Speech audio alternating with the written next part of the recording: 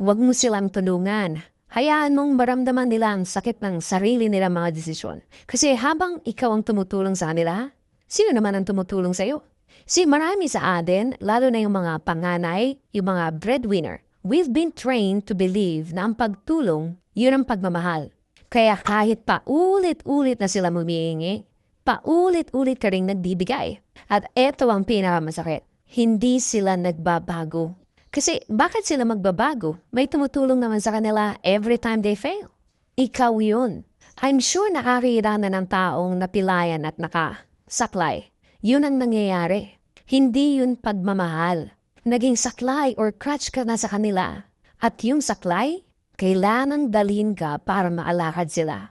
At habang buhay na sila nung nakasaklay, kung hahayaan mo.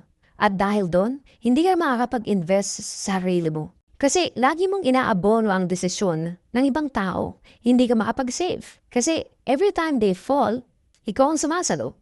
At yung taong lagi mong tinutulungan, mas lumalala pa sila. Kasi hindi nila nararamdaman ang sakit at sariling pagkakamali.